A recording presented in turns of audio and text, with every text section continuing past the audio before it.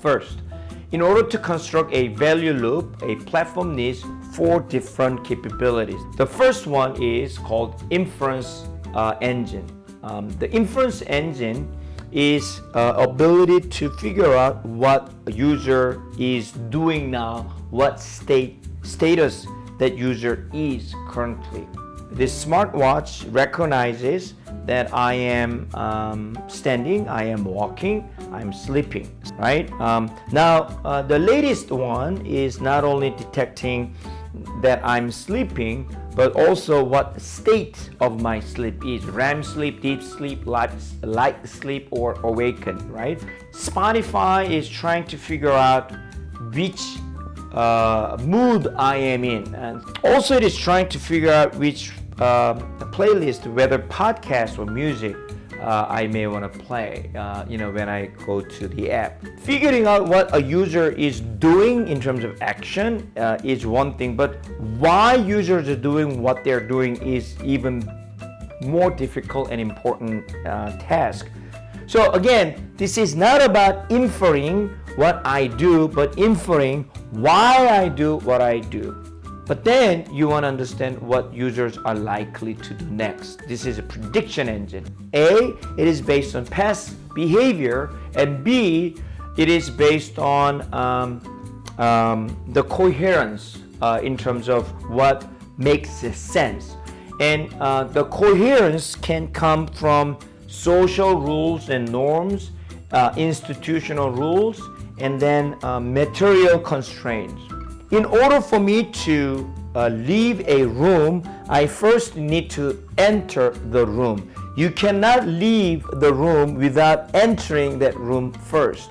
That is what we call material coherence. If you take a picture, chances are you probably want to share it, or you want to print it, or you want to store it. So there are only limited set of actions that can take place after a particular action from a material coherence standpoint.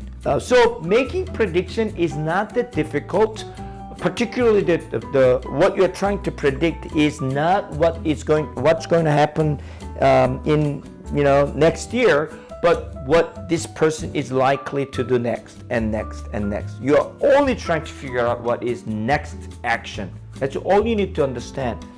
So inference engine, prediction engine is shaping the monitoring part of the loop, the top half of a digital value loop. The next two, the generative engine and orchestration engine, is shaping the second half, the bottom half of a digital value loop. Generative engine is, now I understand what condition you are in, and now I understand what you're likely to do, and now I'm going to make a suggestion in terms of what you should do in the form of making an offer. So a generative engine is an ability of an organization algorithmically create a new service offer that the organization cannot refuse. If you make a suggestion for a user to do certain thing with a particular offering, and that involves you provide certain service to them, or product or goods available, resource available, you better be able to deliver it to the user so that they can actually consume it. And that is your ability to actually execute the provision of the offering to the user at the right time, at the right moment. Okay? Now here, this is an opportunity for traditional legacy companies, unlike digital native companies. If you are digital native companies, your orchestration engine only needs to worry about digital assets, because most likely you are offering digital offer. But if you are a traditional legacy company, you are likely to offer something physical or some combination of physical and digital. Amazon, like many other digital native companies, actually need to deliver a product that you purchase on time, on budget, and through Amazon Prime.